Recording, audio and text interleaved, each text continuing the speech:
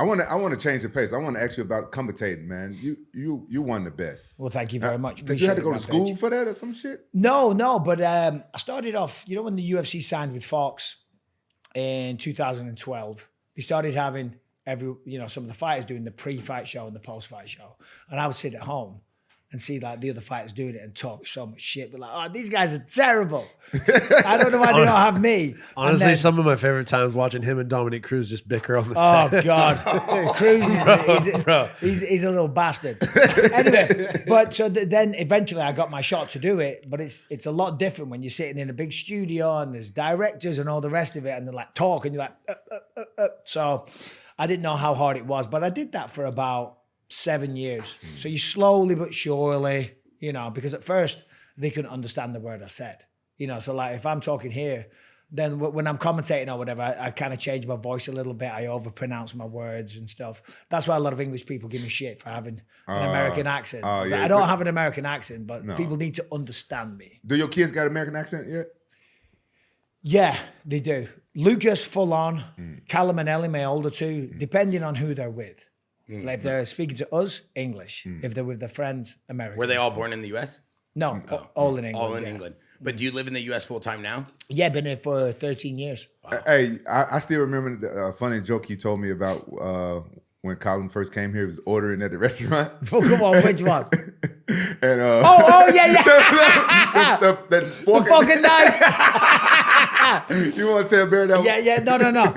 He's only a kid, and you know you need a knife and fork, you know. And he would say, and with his accent, he'd say, "Excuse me, can I get a fucking knife? Can I get a fucking knife?" And I'm like, "Son, you gotta stop saying that because it sounds like saying, can I get a fucking knife? Can I get a fucking knife?" I was like, "Knife and fork." That's incredible. Never change that. One thing I wanted to ask you is you're so legendary now for commentating and being an amazing analyst. I would say you're probably the best in the game right now.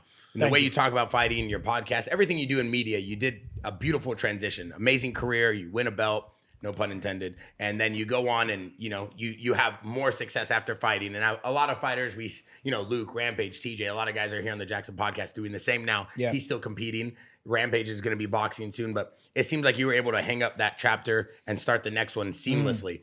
But you made a career out of talking at the loudest levels to some people and really pissing people off.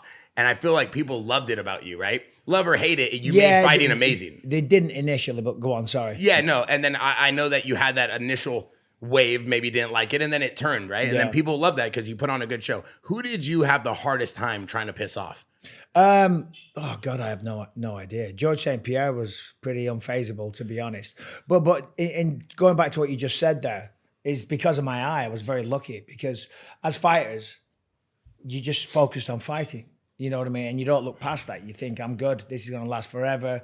Because fighting, you've got to be all in. But with my eye, I always knew I was on borrowed time.